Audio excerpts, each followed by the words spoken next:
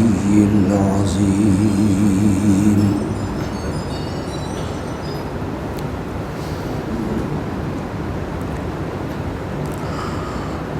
والصلاة والسلام على رسوله الكريم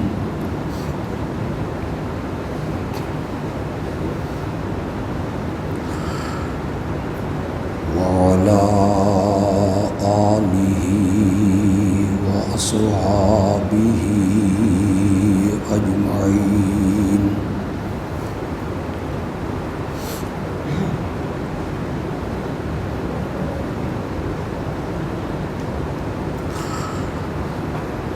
أما بعد فأعوذ بالله من الشيطان الرجيم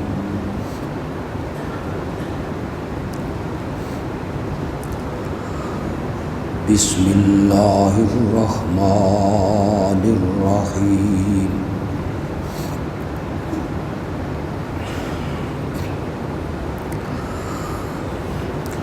خذ من أموالهم صدقة تطهرهم وتزكيهم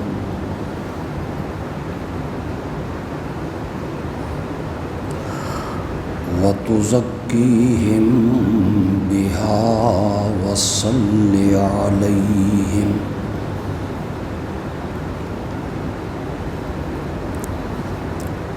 إن صلاتك سكن لهم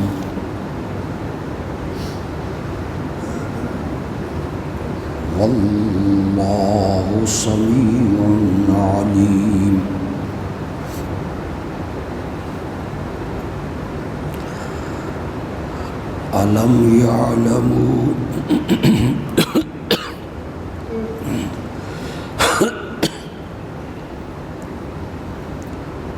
ألم يعلموا أن الله هو يقبل التوبة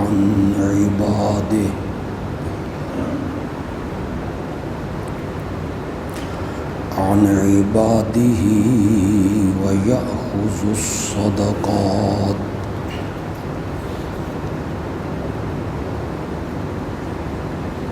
وأن الله هو التواب الرحيم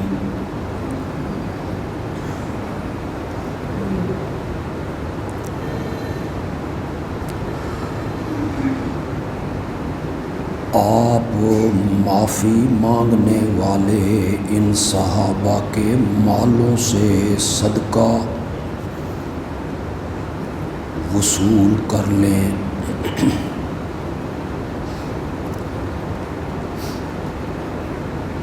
اور اس کے ذریعے آپ انہیں پاک صاف کر دیں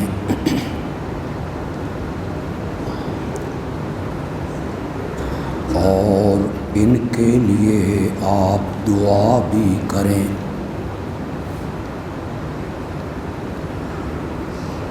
یقیناً آپ کی دعا ان کے دلوں کے لیے تسکین ہے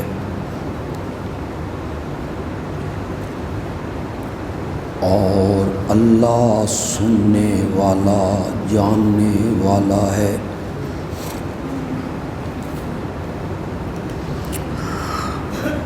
کیا وہ اس حقیقت کو نہیں جانتے کہ اللہ اپنے بندوں کی توبہ کو قبول کرتا ہے اور ان کے دیے ہوئے صدقات کو بھی قبول کرتا ہے یقیناً اللہ ہی ہے توبہ قبول کرنے والا رحم کرنے والا اللہم صلی علی سیدنا و مولانا محمد وعلی آل سیدنا سيدنا ومولانا محمد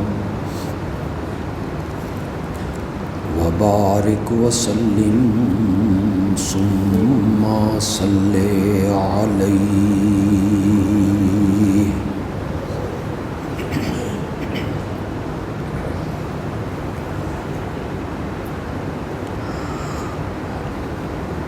آج کے خطبے میں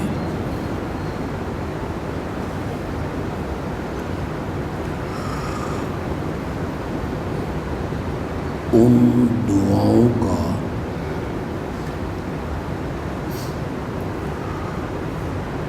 ذکر کروں گا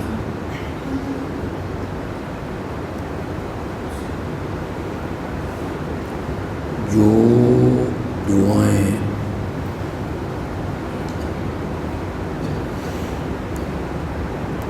نبی محترم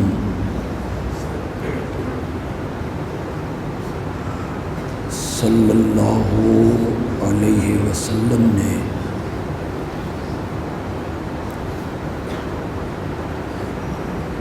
گاہے بگاہے حضرت سیدنا معاویہ کے لیے فرمائی.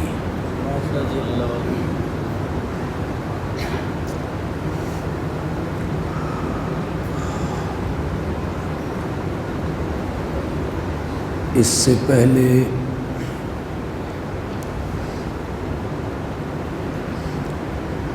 کہ میں ان دعاؤں کا تذکرہ کروں،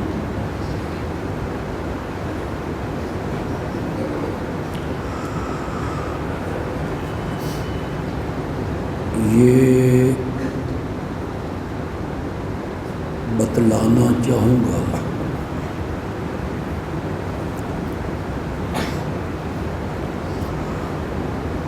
نبی اکرم صلی اللہ علیہ وسلم کی دعا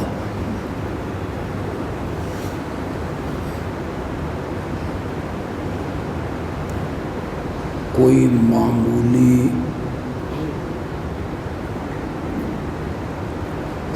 اور عام لوگوں کی دعا جیسی نہیں.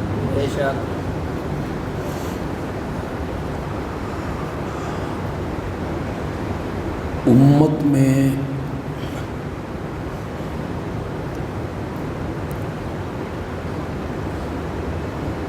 کئی لوگ ایسے گزرے ہیں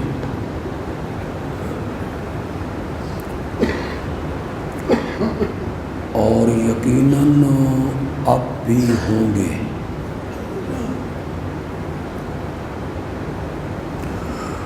جو بڑے مستجاب الدعوات ہیں.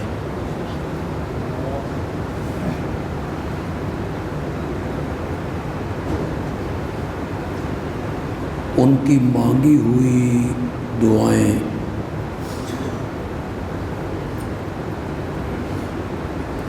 اللہ قبول فرماتے ہیں.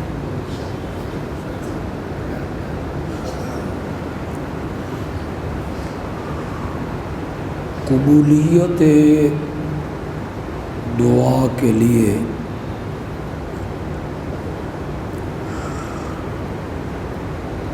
رزق حلال کے لقموں کا ہونا ضروری ہے.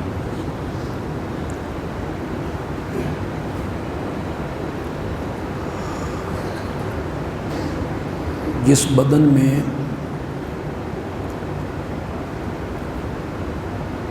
حرام کے لقموں کی آمیزش ہو،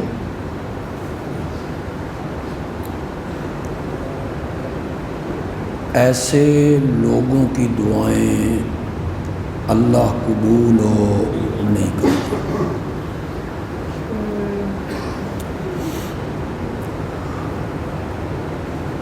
پھر دعا میں یکسوئی کا ہونا، توجہ، الہا، زاری، عاجزی،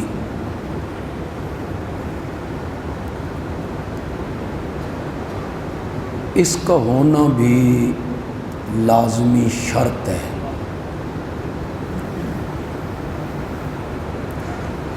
پھر یقین،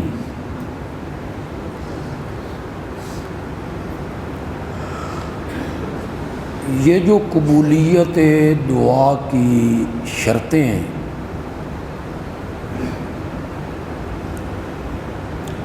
امت کے کسی آدمی میں پائی جائیں تو اللہ اس کی دعا قبول کرتا ہے۔ نبی اکرم میں تو یہ ساری شرطیں موجود ہیں صلی اللہ علیہ وسلم۔ آپ کی دعا ہماری دعاؤں کی طرح نہیں ہے۔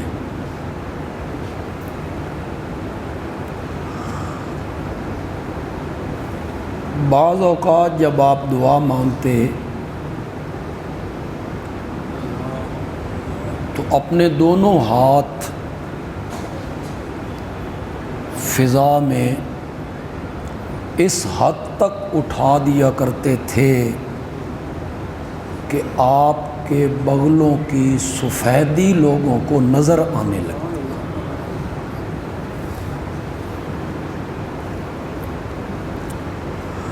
بہت ساری دعائیں ہیں آپ نے اللہ کے حضور التجا کی اور اللہ نے اسی وقت منظوری کی سند دے دی۔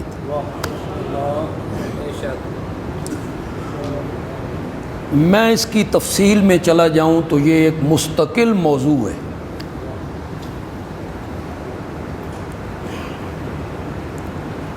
حضرت ابو ہریرہ رضی اللہ تعالی عنہ کی والدہ مشرکہ ہے، کافرہ ہے۔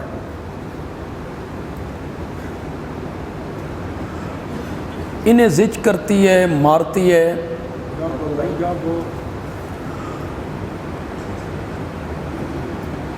اور اکثر و بیشتر نبی پاک کو برا بھلا کہتی ہے۔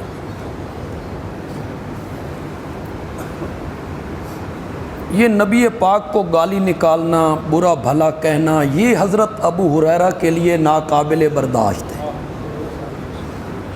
ہر مومن کے لیے ناقابل برداشت۔ یہ افسردہ ہیں، پریشان ہیں، غمگین ہیں، ماں ہے، کہہ بھی کچھ نہیں سکتا۔ رحمت کائنات کی محفل میں آئے، آپ نے اس پریشانی کو بھانپا، جانچا، پوچھا۔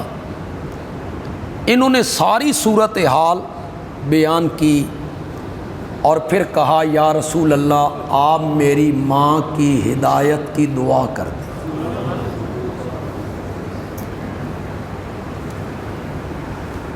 یہ نہیں کہا بھی اسے ہدایت دے دیں،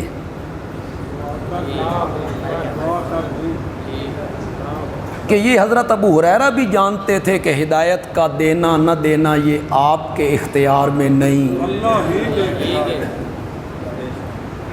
قرآن نے سورۃ قصص میں اس کو واضح کیا، اِنَّكَ لَا تَهْدِي مَنْ أَحْبَبْتَ،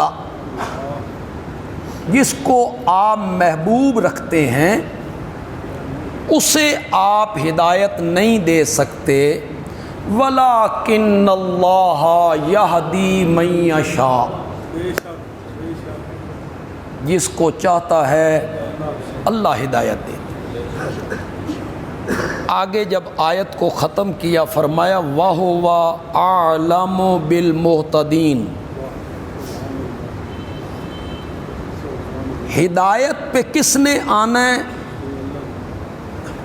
اسے بھی آپ نہیں جانتے، اسے بھی میں جانتا ہوں کس نے ہدایت پہ آنا ہے۔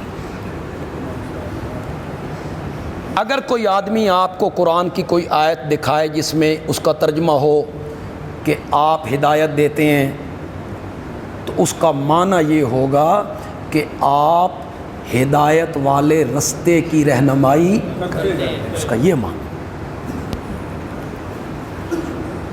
تو ہدایت کے دو معنی آتے ہیں، یہ عربی ایک قانون ہے، تو وہ لوگ آپ کو دکھائیں گے کہ دیکھو جی یہاں آیا ہے کہ تو ہدایت دیتا ہے، تو وہاں معنی کیا ہوگا؟ یعنی ہدایت کے رستے کی رہنمائی آپ کرتے ہیں کہ یہ سیدھا راستہ ہے، ورنہ ہدایت کا دینا نہ دینا یہ صرف کس کے اختیار میں؟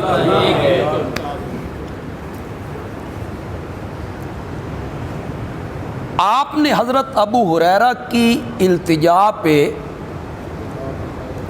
دعا کے لیے اپنے ہاتھ اٹھائے، اللہم اہد ام ابی ہریرہ،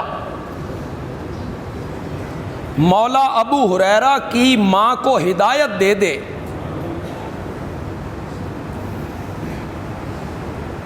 حضرت ابو ہریرہ محفل سے نکلے، تیز قدم اٹھاتے اٹھاتے گھر کی طرف جا رہے ہیں۔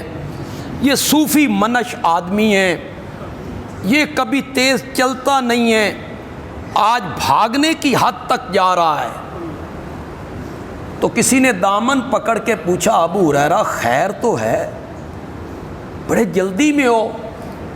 انہوں نے کہا یار میرا دامن چھوڑ دے، آج نبی رحمت نے میری ماں کی ہدایت کی دعا کی ہے، میں گھر جا کے دیکھنا چاہتا ہوں میں پہلے پہنچتا ہوں یا محمد کی دعا پہلے پہنچتا ہوں صلی اللہ علیہ وسلم۔ یہ گئے تو دروازہ بند ہے،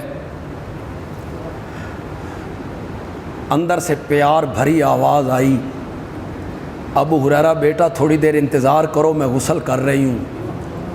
اس پیار بھرے الفاظ سے میں سمجھ تو گیا کہ تیر نشانے پہ لگ گیا ہے۔ دروازہ کھولا تو ان کے بالوں سے پانی کے قطرے ٹپک رہے تھے۔ کہنے لگیں میں نے ظاہری وجود تو پاک کر لیا ہے، اپنے نبی کی خدمت میں لے جاؤ، میں اپنے باطن کو بھی پاک کر۔ کتنی مثالیں اس پر میں پیش کرتا چلا جاؤں۔ حضرت عمر کے لیے دعا مانگی، یا اللہ اسلام کو عزت دے خطاب کے بیٹے عمر کے ذریعے۔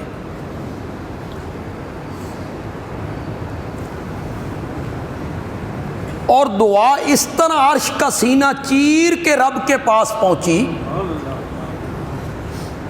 کہ حضرت عمر جب اپنے بہنوئی کو ساتھ لے کر دار ارقم آئے، جہاں نبی پاک قیام پذیر تھے، اور حضرت حمزہ بھی وہاں موجود تھے، اور کچھ صحابہ نے کہا بھی عمر آ رہے ہیں، اللہ خیر کرے۔ آپ نے فرمایا دروازہ کھول دو، میں نے تہجد میں ان کی ہدایت کی دعا مانگی ہے، یہ محمد کی دعا کی تاثیر اور تعبیر بن کے آ رہا ہے۔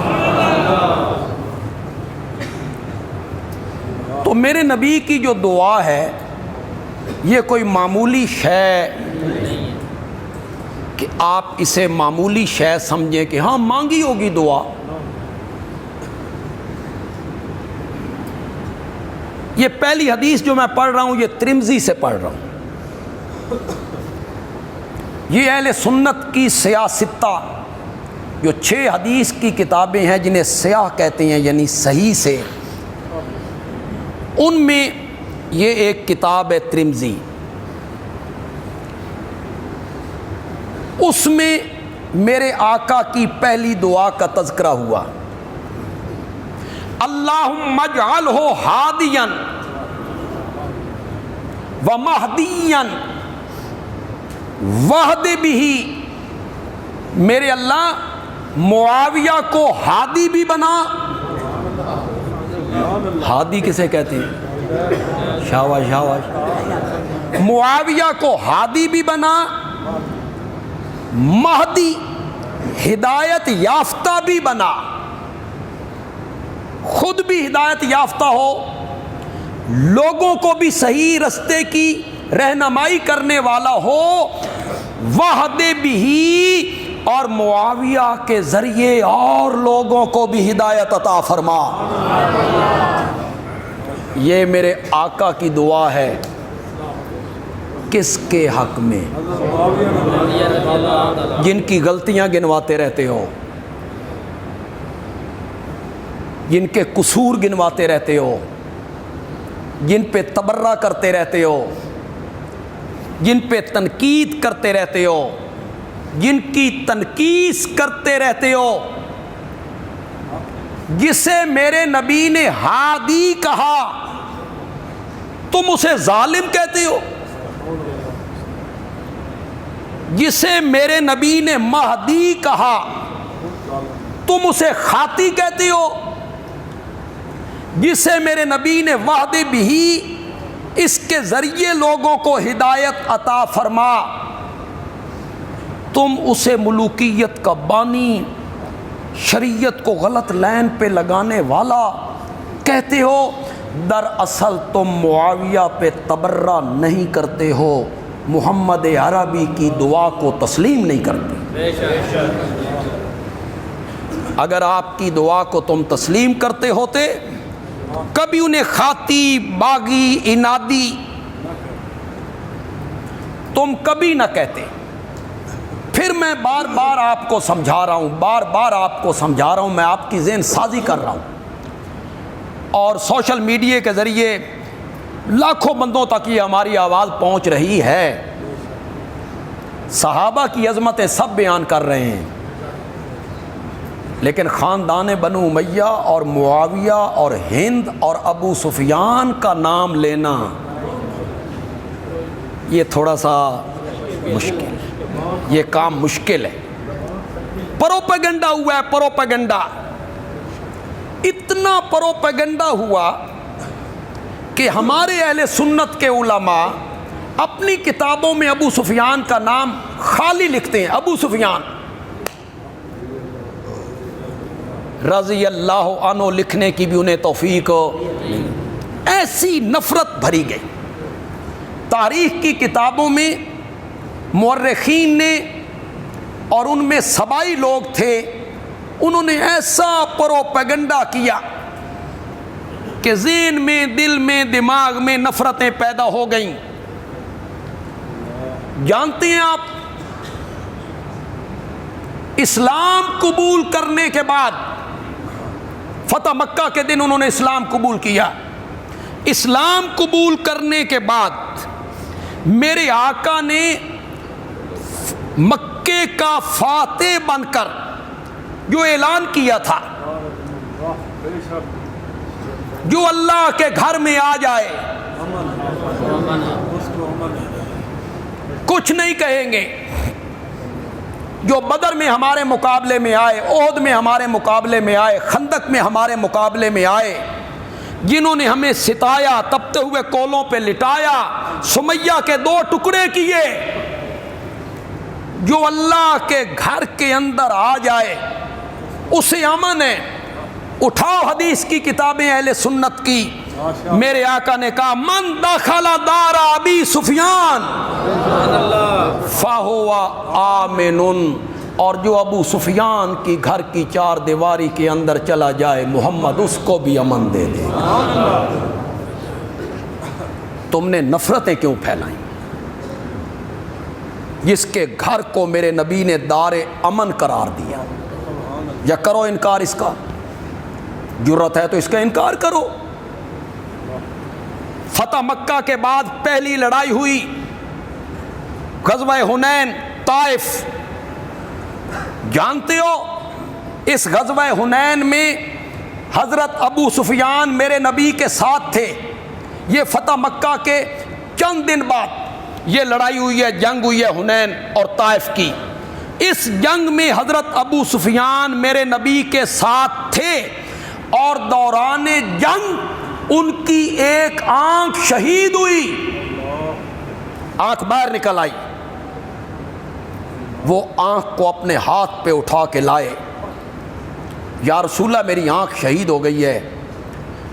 آپ نے فرمایا کہو تو میں دعا کروں۔ اور یہ آنکھ اپنی جگہ پہ فٹ ہو جائے، یہ کرنا چاہتے ہو یا اس کے بدلے جنت میں آنکھ لینا چاہتے ہو؟ بولو۔ چند دن کے ایمان نے ایسی کایا پلٹ کے رکھ دی، وہ کہتے ہیں دنیا کی آنکھ نہیں، جنت کی آنکھ چاہیے۔ یہ باتیں لوگ کیوں نہیں بیان کرتے؟ یہ کتابوں میں کون نہیں لکھی ہوئی؟ انہیں لوگوں کو کیوں نہیں سناتے ہو؟ جنگ یرموک،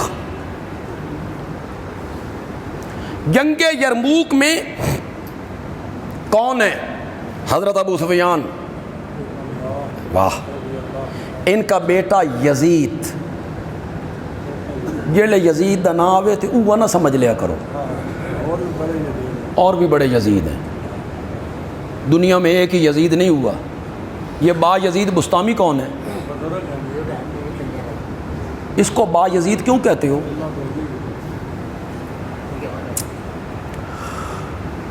حضرت ابو سفیان کا بیٹا ہے، امیر معاویہ کا بڑا بھائی ہے، نام اس کا کیا ہے؟ صحابی ہے، صحابی، حضرت معاویہ سے پہلے شام کا گورنر رہا، ان کی وفات کے بعد ان کی جگہ پہ معاویہ آئے، یزید ابن ابی سفیان، وہ بھی ساتھ ہے، حضرت معاویہ بھی ساتھ ہے، ان کی والدہ ہند بھی ساتھ ہے، سارا گھرانہ اس جنگ میں ساتھ ہے۔ اس جنگ میں حضرت ابو سفیان کی دوسری آنکھ بھی شہید ہوئی، نابینا ہو، اللہ کی راہ میں لڑتے ہوئے۔ اور جب اس کے بعد ایک غزوہ آیا تو یہ پھر تیار ہو گئے، میں بھی جاؤں گا۔ بیٹوں نے، پوتوں نے کہا اپنی عمر دیکھیں، بڑھاپا دیکھیں، پھر آنکھیں نہیں ہیں، نابینا ہیں، آپ لڑیں گے کیا اور ہم کیا لڑیں گے؟ آپ کو سنبھالیں گے یا ہم لڑیں گے؟ تو حضرت ابو سفیان نے فرمایا لڑ تو نہیں سکتا، لڑوا تو سکتا ہوں نا۔ تجربہ کار بندہ ہے، ذہین آدمی ہے، ذہانت کا اندازہ اس سے لگائیے۔ شام سے واپس آ رہے ہیں، 60 بندوں کا وفد اس کے ساتھ ہے، نبی پاک 313 صحابہ کو لے کے ان کا راستہ روکنے کے لیے آ گئے۔ تو انہیں احساس ہوا کہ میں مدینے کے قریب سے گزر رہا ہوں، ہو نہ ہو مسلمان میرا راستہ روک۔ تو اس نے ان 60 بندوں کی جگہ پہ ٹھہرایا، تھوڑا دور ایک ٹیلے پہ گیا تو وہاں ایک بندے سے پوچھا یہاں تم نے کوئی بندے تو نہیں دیکھے؟ نے کہا ہم نے 2 بندے دیکھے ہیں۔ کس پہ سوار تھے؟ کہ اونٹ پہ سوار تھے۔ کہاں تھے ان کے اونٹ؟ کہ فلاں جگہ پہ۔ یہ وہاں پہنچے تو وہ اونٹ کی جو مینگنیاں تھیں انہوں نے انہیں کھولا اور کھول کے کہنے لگے یقیناً یہ اونٹ مدینے کے ہیں، اس لیے کہ مدینے ہی کے اونٹوں کو کھجور کی گٹھلی کا چارہ ڈالا جاتا ہے، اور ان مینگنیوں میں کھجور کی گٹھلیاں نکلی ہیں، تو یقیناً مدینے والوں نے میری جاسوسی کی ہے۔ آپ اس کی ذہانت کا اندازہ لگائیں، وہ فوراً سمجھ گئے کہ یہ اونٹ جو ہے یہ مدینے کے۔ دوسری آنکھ اللہ کے راستے میں شہید ہو۔ یہ میرا موضوع نہیں، لیکن میں بار بار آپ کی ذہن سازی کر رہا ہوں کہ یہ بھی صحابی ہیں۔ چلو فتح مکہ کے بعد ایمان لائے یار، معاف کیوں نہیں کرتے ہو یار؟ کیوں نہیں معاف کرتے؟ اچھا ایک بات بتاؤ، حضرت یوسف کے بھائیوں نے حضرت یوسف کے ساتھ جو کوئی سلوک کیا تھا وہ صحیح تھا؟ بولتے کیوں نہیں؟ بھائی کو کنویں میں ڈال دیا، باپ کو اتنی تکلیف پہنچائی، کرتا اتار کے جھوٹ موٹ کا خون لگا کے بابا سے کہا بھیڑیا کھا گئے۔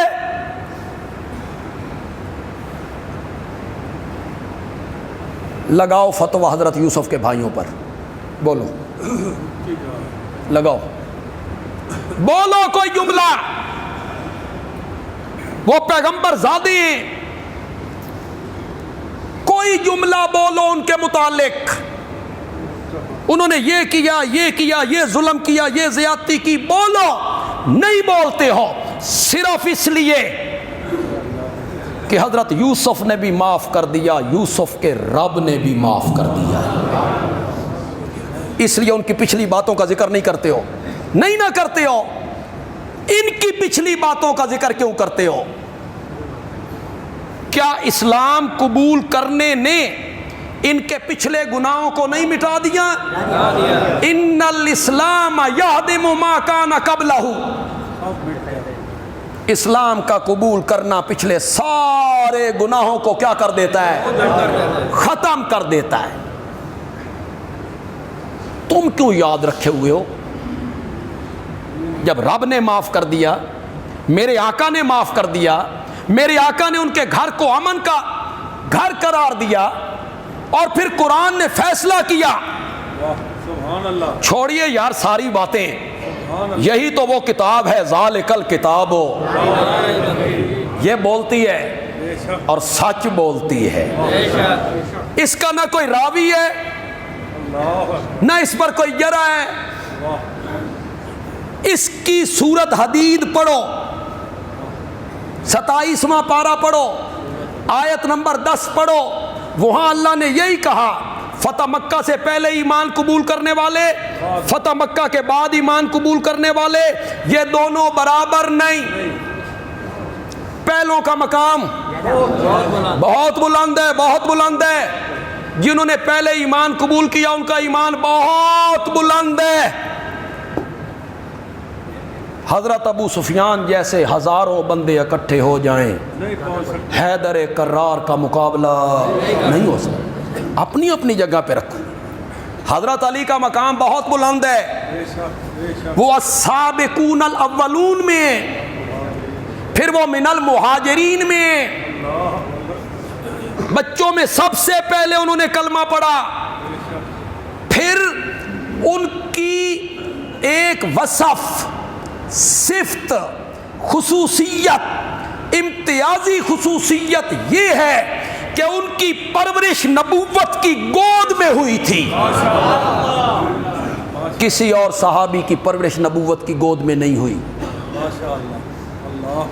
سچ سچ بولو، میرے آقا نے حضرت علی کی کیسے پرورش کی ہوگی، اخلاق کیسے سنوارے ہوں گے، عادات کیسے سنوارے ہوں گے، بولنے چالنے، رہن سہن، اٹھنا بیٹھنا، سونا جاگنا، میرے آقا نے کیسی تربیت کی ہوگی۔ اپنے اپنے مقام پر رکھو۔ اگر کسی کے ذہن میں یہ ہے نا کہ ہم حضرت معاویہ کی تعریف کر رہے ہیں، عظمتیں بیان کر رہے ہیں، تو الیاذ باللہ الیاذ باللہ ہم حضرت علی کو گھٹا رہے ہیں، نہ میرے بھائی، حضرت معاویہ جیسے لاکھوں آدمی حضرت علی کا مقابلہ نہیں کر سکتے، وہ بہت پہلے کا مومن ہے، وہ بہت اعلیٰ ہیں۔ ہجرت والی رات اس بستر پہ سونا جس بستر والے کو کافر مارنا چاہتے ہیں آسان تھا؟ قربانی دیکھیں، پھر بدر میں ان کی قربانی دیکھیں، پھر احد میں ان کی قربانی دیکھیں، پھر خندق میں ان کی قربانی دیکھیں، فرشتوں کو بھی ورطہ حیرت میں ڈال دیا اس نے۔ حضرت معاویہ کا جتنا بھی اونچا مقام ہوتا چلا جائے، حضرت علی کے درجے کو نہیں پہنچ سکتا، ان کے مقام کو نہیں۔ یہ جو ہماری تقریر پہ تم کومنٹ کرنے لگ جاتے ہو علی کے دشمن ہیں، تمہارے پاس اور کوئی فتویٰ نہیں ہے، کوئی فتویٰ نہیں ہے تمہارے پاس، اہل بیت کے دشمن ہیں، حضرت علی سے بغض رکھتے ہیں۔ حضرت معاویہ کی تعریف کرنا یہ بغض معاویہ ہے، گالیاں نکالنا، دشمن علی کہنا یا دشمن اہل بیت کہنا، یہ کوئی کمال نہیں ہے، کوئی فن نہیں ہے، ہمت ہے تو دلائل کے میدان میں آؤ، ہمارے دلائل کو جھٹلاؤ، ہمارے دلائل کو جھٹلاؤ، دلیل کا جواب دلیل سے دو، دلیل کا جواب گالی سے نہیں دینا۔ میں نے ایک تقریر میں بیان کیا کہ نبی پاک نے کہا تھا اللہ یہودیوں نصارہ پہ لعنت کرے جنہوں نے اپنے نبیوں کی قبروں کو سجدہ گاہ بنا لیا، کہا تھا۔ تو میں نے وہاں سے ثابت یہ کیا کہ تم کہتے ہو وہ بت پوجتے تھے اور نبی پاک فرما رہے ہیں کہ وہ تو نبیوں کی قبریں پوجتے تھے، اوپر کمنٹ ہو رہا ہے یہ مزاروں پہ نہیں جانے دیتے۔ واہ، میں یہ کہہ رہا ہوں کہ قبر پہ نہ جاؤ، میرے کہنے کا یہ مقصد تھا کہ قبرستان نہ جاؤ، قبرستان جاؤ، قبرستان جانا میرے نبی کی سنت ہے، سنت سمجھ کے جاؤ۔ جو اصل تکلیف ہے نا اس تکلیف پہ آؤ، قبرستان جاؤ ان کو کچھ دینے کے لیے، ان سے لینے کے لیے نہیں۔ تکلیف تمہیں یہ ہے، تم وہاں سے مانگنے لگ جاتے ہو، ہم کہتے ہیں نہیں ان کو بخشو، کچھ پڑھ کے ان کو، ہم کہہ رہے ہیں نبیوں کی قبروں کو انہوں نے سجدہ گاہ بنا لیا، تم کمنٹ کر رہے ہو مزاروں پہ نہیں جانے دیتے، اے پیرانو نہیں مندے۔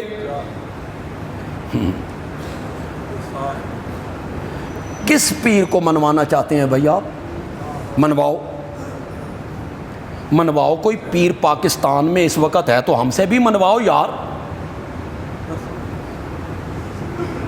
کوئی ہے تو ہم سے بھی منواؤ۔ داڑھی چٹ،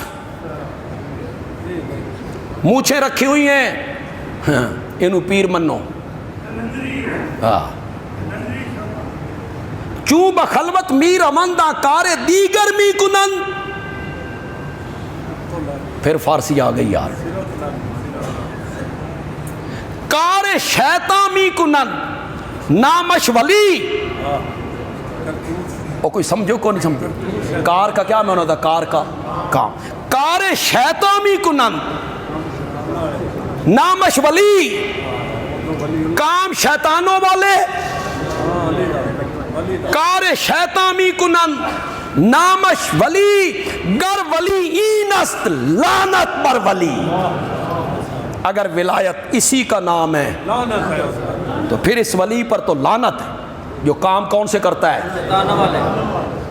ولی بھنگ پیتا ہے، ولی شراب پیتا ہے، ولی نماز نہیں پڑھتا، ولی داڑھی نہیں رکھتا، ولی غیر محرم عورتوں سے حجاب نہیں کرتا، ان سے مٹھیاں دبواتا ہے۔ کار شیطان چوں بخلوت میر امنداں کار دیگر می کنن، یہ ترجمہ کرا کہ نہ کرا؟ چوں بخلوت میر امنداں کار دیگر می کنن، جب محفل میں ہوتے ہیں اللہ اللہ اللہ تسبیح، سر جھکایا ہوا ہے، چوں بخلوت میر امنداں کار دیگر می کنن، جب الگ ہوتے ہیں تو پھر اس وقت ان کے کرتوت دیکھا کرو۔ کس ولی کو منوانا چاہتے ہیں بھائی آپ؟ ہمیں بھی بتاؤ کہ یہ ولی ہے۔ ولی وہ ہوتا ہے جس کا کوئی قدم میرے نبی کی سنت کے خلاف نہ اٹھتا ہو، وہ ہوتا ہے ولی، سنت پہ عمل کرے، سنت کی پابندی کرے، وہ ہوتا ہے ولی۔ ولی ہوتا ہے مولانا محمد شاہ نیلوی جیسا، ہم نے انہیں قریب سے دیکھا، ہم نے ان سے پڑھا۔ ولی ہوتا ہے پیر طریقت سید عنایت اللہ شاہ بخاری جیسا۔ ولی ہوتا ہے رئیس المفسرین مولانا حسین علی جیسا۔ ولی وہ ہوتا ہے جو دن میں قرآن پڑھائے۔ یہ جنہیں تم نے سارے ولی بنا کے رکھے ہوئے ہیں، ان میں سے کسی نے قرآن کا ترجمہ لکھا ہے؟ کوئی نہیں، وہ کئی چپ کر گئے ہو۔ کوئی نہیں لکھا ہے کسی نے قرآن کا ترجمہ؟ ولی وہ ہوتا ہے جو قرآن پڑھائے، قرآن کی تفسیر پڑھائے، وہ ہے ولی، وہ ہے اور اگر آپ میری بات مانیں، میری ساتھ متفق ہو جائیں، میرا تجزیہ کہ بندیالوی نے صحیح تجزیہ کیا ہے، اس دور میں جو آدمی صرف فرائض پورے کرے، فرائض، نفل نہیں پڑھتا، تہجد نہیں پڑھتا، تلاوت بھی نہیں کر رہا، صدقات بھی نہیں، صرف فرض، نماز، زکوٰۃ، روزہ، حج، اس دور میں جو آدمی صرف فرض پورے کرے اور حقوق العباد میں کوتاہی نہ کرے وہ ولی ہے، وہ مومن کیا ہے؟ ولی۔ ہر مومن اللہ ولی الذین آمنوا، اللہ ولی الذین آمنوا، اللہ ایمان والوں کا دوست ہے۔ ولایت اس کا نام ہے۔ میرے آقا کی قُلْ إِن كُنتُمْ تُحِبُّونَ اللَّهَ فَاتَّبِعُونِي يُحْبِبْكُمُ اللَّهُ، اللہ اکبر، وَيَغْفِرْ لَكُمْ ذُنُوبَكُمْ۔ میرے پیغمبر، یہ یہودی کہتے ہیں ہم اللہ کے محبوب ہیں، یہ عیسائی کہتے ہیں کہ ہم اللہ کے محبوب ہیں، ہم اللہ کے پیارے ہیں۔ میرے پیغمبر اعلان کر، ان کنتم تحبون اللہ فاتبعونی، اگر تم اللہ سے محبت کرتے ہو تو پھر میرے پیچھے چلو، میری اتباع کرو، میری پیروی کرو۔ یحببکم اللہ، اللہ اکبر، اللہ اکبر، اللہ اکبر۔ اگر تم میری اتباع کرو اور میری پیروی کرو تو اللہ تم سے محبت کرنے لگ جائے گا۔ تو جس سے اللہ محبت کرے وہ کون ہوتا ہے؟ ولی۔ اب ولایت کیا ہے؟ گیرو رنگ کے کپڑے پہن، ولی ہے۔ ولی کون ہے؟ گلے چ مڑکے ہون، زنجیر، ہاتھ چ کڑے، اتے لیٹ، یہ ولایت ہے۔ بڑا ہی ولی ہے جی، پہنچی ہوئی سرکار ہے جی، کیوں جی؟ کپڑے نہیں پہنتا۔ پاکستان دی ولایت ویکھو، میں نے کہا کپڑا تک کھوتا بھی نہیں پہنتا، بھینس بھی نہیں پہنتی، گائے بھی نہیں پہنتی، جانور بھی نہیں پہنتے، اور پاگل آدمی۔ کپڑے نہ پہننا جانوروں کا کام ہے، کپڑے پہننا انسانوں کا کام ہے۔ سبحان اللہ۔ کپڑا نہ پہنے، ولی ہے۔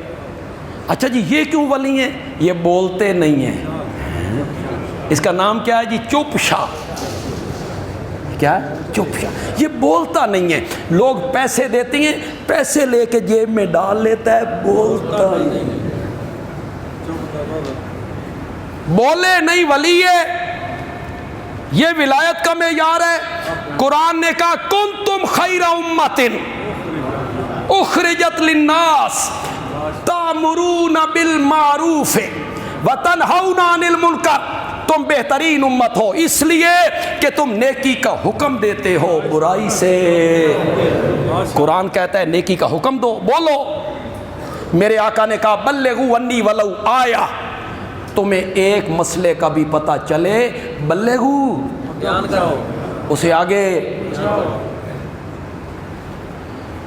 جب بھی قرآن سے ہٹو گے گمراہ ہو جاؤ گے، بس قرآن کو چھوڑو گے نا گمراہ ہو جاؤ، قرآن کو دیکھو گے انشاءاللہ سیدھے رستے پہ رہو۔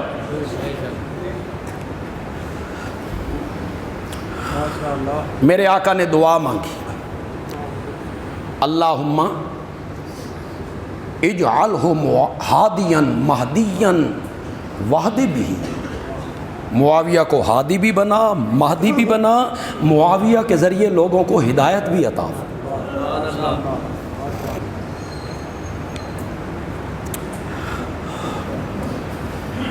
پھر میرے آقا نے ایک دعا مانگی، کنز العمال نے نقل کی، اللہم اجعل معاویۃ الکتاب والحساب وقہ العذاب، مولا معاویہ کو کتاب کا علم عطا کر، مولا معاویہ کو حساب کا علم عطا کر، اور مولا معاویہ کو عذاب سے بچا لے۔ نہیں اس کی طے میں اترے آپ۔ کون دعا مانگ رہا ہے؟ آواز آواز آواز، معمولی آدمی دعا مانگ رہا ہے، محبوب خدا ہے۔ وقہ العذاب وقہ العذاب، معاویہ کو عذاب سے بچا لے۔ تمہیں نہیں سمجھ آئے گی، میں تمہیں سمجھاؤں گا تو تمہیں پھر اس کی لذت زیادہ آئے گی۔ قیامت کے دن میرے آقا نے شفاعت کرنی، کیوں بے کرنی ہے کیوں نہیں کرنی؟ ہمارے متعلق پروپیگنڈا ہوتا ہے کہ یہ اشاعت و توحید کے لوگ جو ہیں یہ شفاعت کو مانتے نہیں، یہ شفاعت کے منکر ہیں۔ میں کہتا ہوں کہ میرے آقا نے میدان معاشر میں ایک شفاعت نہیں کرنی، دو شفاعتیں کرنی ہیں۔ ماشاءاللہ، دو۔ ہمارے متعلق تم کس طرح کہتے ہو کہ یہ شفاعت کو نہیں مانتے؟ ہم تو کتنی شفاعتوں کے قائل ہیں۔ شفاعت کبریٰ ساری خلقت کے لیے، فرعون اس میں، نمرود اس میں، حامان اس میں، قارون اس میں، ابو جال اس میں، عبداللہ ابن ابی اس میں، یہ جو میرے نبی کے خاکے بنا رہے ہیں بغیرت، یہ بھی ان میں، اللہ کے منکر اس میں، ہندو، سکھ، عیسائی، مجوسی، یہودی، ساری خلقت کے لیے میرے نبی نے شفاعت کے لب کھولنے ہیں۔ وہ شفاعت کیا ہوگی؟ مولا خلقت بڑی تنگے، حساب کتاب بعد چویتے شروع کر نہیں، ذرا جلدی شروع کر۔ میرے آقا نے فرمایا نا سید ولد آدم یوم القیامہ ولا فخر وانا اول شافعی یوم القیامہ واول مشفعی یوم القیامہ ولا فخر او کما قال النبی صلی اللہ علیہ وسلم، میں اولاد آدم کا سردار ہوں گا، مجھے اس پر کوئی فخر نہیں۔ سب سے پہلے شفاعت کے لیے میں نے لب کھولنے ہیں، مجھے اس پر کوئی فخر نہیں۔ سب سے پہلے میری شفاعت قبول ہونی ہے، مجھے اس پر کوئی فخر نہیں۔ آپ کی شفاعت قبول ہونی ہے، یہ شفاعت کبریٰ ہے۔ اس کے بعد آپ نے کرنی ہے شفاعت صغریٰ۔ کس کے لیے؟ امت کے گناہ گاروں کے لیے، صرف موحدوں کے لیے۔ خود حدیث میں آیا شرک کر کے میرے پاس نہ آنا، اگر شرک کر کے میرے پاس آؤ گے تو رب مجھے شفاعت کرنے کی اجازت تمہارے حق میں نہیں دے گی۔ موحدوں کے حق میں انشاءاللہ، ہمارے حق میں ہونی ہے انشاءاللہ، انشاءاللہ۔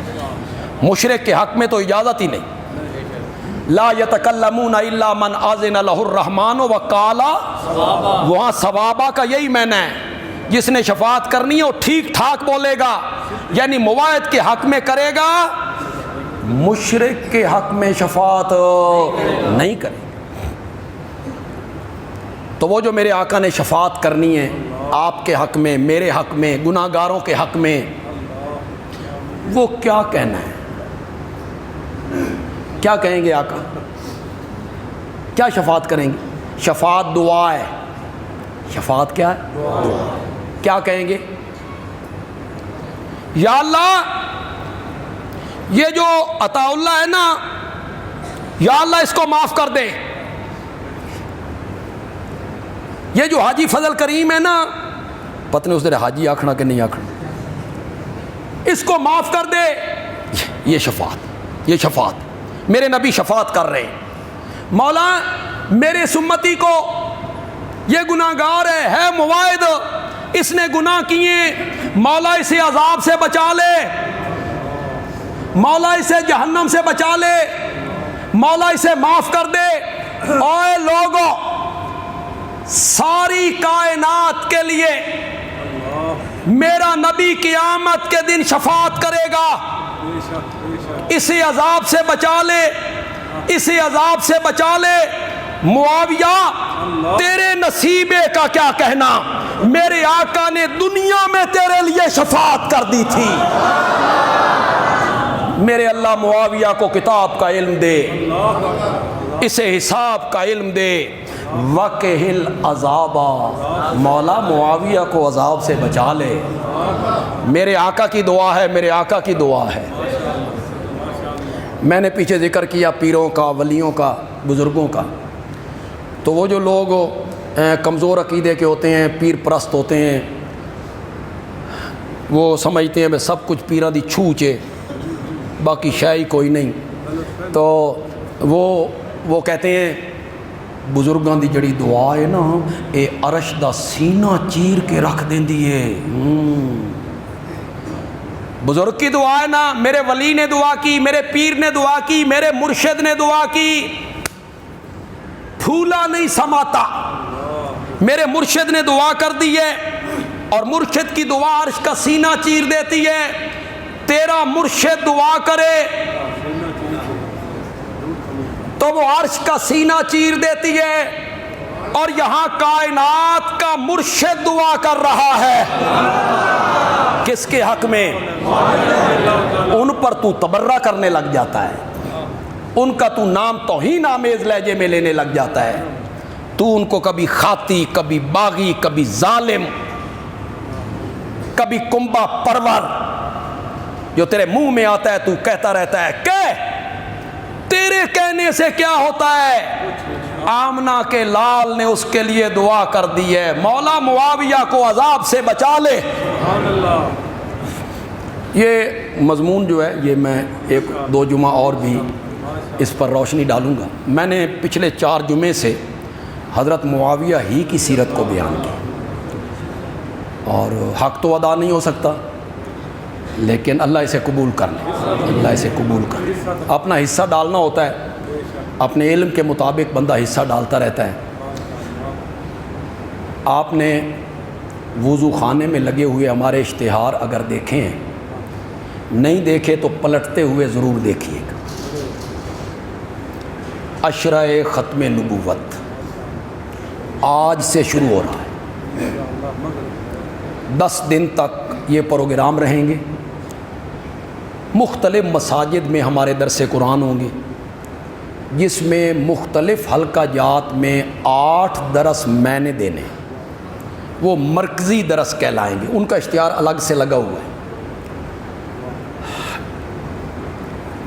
میں آپ سے خاص کر کے اپنے کارکنوں سے، اراکین سے اپیل کروں گا کہ آپ اول تو کوشش کریں کہ تھوڑی سی تکلیف ہو، سفر بھی کرنا پڑے، تو آقا کی ختم نبوت کا مضمون سننے کے لیے ہر درس میں شریک، اول تو یہ کوشش کریں۔ اور اگر یہ آپ پر شاق گزرتا ہے یا آپ کے لیے مشکل ہے، تو پھر اتنی اپیل تو میری آپ ضرور مانیں کہ جو آپ کے محلے میں درس ہو رہا ہے، آپ کے قرب میں نزدیک درس ہو رہا ہے، کم از کم اس درس میں آپ لازماً شامل ہو۔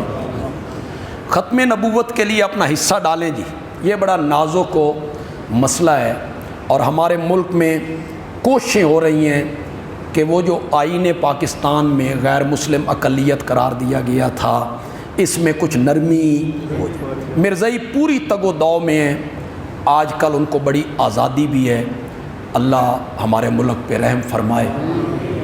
تو ہمیں بھی اس ختم نبوت کے لیے محنت کرنی چاہیے۔ تو ہمارا اس سلسلے کا جو آخری پروگرام ہوگا وہ انشاءاللہ 30 اکتوبر کو ہوگا۔ 30 اکتوبر یہیں معاویہ مسجد، جمعے کا دن ہوگا، مغرب کی نماز کے بعد ہوگا، ہو سکتا ہے اسی دن 12 ربیع الاول بھی ہو سکتا ہے کہ 12 ربیع الاول بھی جمعے کا ہی بن جائے، یا جمعرات کا بنے گا یا جمعے۔ اس میں بڑے بڑے علماء تشریف لائیں گے۔ مولانا محمد افضل صاحب ہمارے شیخ الحدیث ہیں فیصل آباد سے، مولانا قاری سلیمان صاحب، مولانا احمد شعیب خان صاحب۔ پچھلے سال تشریف لائے تھے مولانا حفظ الرحمان شاہ، جو مولانا عبد المجید ندیم کی طرز پر بیان کرتے ہیں اور بڑے اچھے خطیب ہیں، وہ تشریف لائیں گے۔ ڈاکٹر خلیق الرحمان ہائی کورٹ لاہور کے خطیب ہیں، آپ نے ان کو ہمارے جلسوں میں سنا، بہت سلجھی ہوئی سنجیدہ گفتگو کرتے ہیں، وہ بھی تشریف لائیں گے۔ حالات حاضرہ پہ تبصرے کے لیے مشہور صحافی اوریہ مقبول جان، وہ بھی آئیں گے انشاءاللہ۔ اس دفعہ میں نے ایک عالم کو بلایا ہے، وہ تقریر تو زیادہ نہیں کرتے، بیان بھی زیادہ نہیں کرتے، ریٹائر پروفیسر ہیں، حویلیاں ایبٹ آباد سے تعلق ہے، پروفیسر قاضی طاہر الہاشمی۔ 8 سال حضرت سیدنا معاویہ کی موقف پر انہوں نے مختلف عدالتوں میں مقدمے لڑے، 8 سال بڑی انہوں نے مصائب اور دقتیں اور مشقتیں برداشت کی۔ بہت ساری کتابیں لکھی ہیں، تذکرہ معاویہ، ناقدین معاویہ۔ ایک کتاب جو انہوں نے لکھی ہے نا، وہ امت پہ احسان کر دیا، امت پہ احسان کر دیا۔ میں کہوں گا کہ وہ کتاب اپنے ساتھ لے آئیں۔ حضرت معاویہ رضی اللہ تعالی عنہ پر ہونے والے 100 اعتراضوں کے انہوں نے جواب دیے، جو اعتراض ہوتے 100 اعتراض۔ پہلے اس کی تعداد 80 تھی، اس کتاب پر میری تقریر بھی ہے، اب وہ 100 ہو گئے۔ بہت خوبصورت طریقے سے انہوں نے چھاپی۔ تو میں چاہتا تھا کہ علماء چاہتے تھے کہ وہ آئیں، کہ انہیں ہم دیکھیں، اور کہ انہوں نے اتنا کام کیا معاویہ کے لیے، تو وہ بھی تشریف انشاءاللہ لائیں۔ آج پہلا درس عشرہ ختم نبوت کا 18 بلاک کی مسجد میں ہوگا، مغرب کے بعد پہلا درس ابتدا ہو رہی ہے وہاں سے۔ اور آج ہی دوسرا درس جو ہمارا ہے وہ حیدرآباد ٹاؤن ہے، عشاء کی نماز کے بعد۔ آج 2 درس ہیں ہمارے، میں نے جانا ہے دونوں جگہوں پہ، 18 بلاک بھی، حیدرآباد ٹاؤن بھی۔ تو وہاں کے علاقے کے جو لوگ ہیں، حیدرآباد ٹاؤن کے علاقے کے، وہ ذرا سن لیں، وہ اس درس میں لازماً شامل ہو۔ 18 بلاک میں جو ختم نبوت کے عنوان پر آج پہلا درس ہے، میں کہوں کہ آپ وہاں آئیں، یا آپ تھوڑا سا بولیں کہ ہم آئیں گے؟ ٹھیک ہے، آپ سارے تیار ہیں آقا کی ختم نبوت کے لیے، اس میں حصہ ڈالنے کے لیے؟ تو آپ اپنے دوستوں کو بھی اس سے آگاہ کریں۔ یہ سارے پروگرام اور ہمارا مرکزی پروگرام، اس میں ہمارے اخراجات 2.5 لاکھ سے 3 لاکھ کے قریب اٹھیں گے، اتنے اخراجات ہو جائیں گے۔ تو آپ میں جو صاحب ثروت حضرات ہیں، وہ ہمارے مانگے بغیر اس میں تعاون کریں گے۔ جمعے کے بعد مجھے مل لیں گے، وہاں درس میں مجھے مل لیں گے۔ تو آپ کا دیکھیں، اتنے پینا فلیکس اور اتنے اشتہار، اور پھر اس دن ضلع بھر سے لوگوں نے آنا ہے، ان کے کھانے کا انتظام، علماء کے اخراجات، یہ سارے اخراجات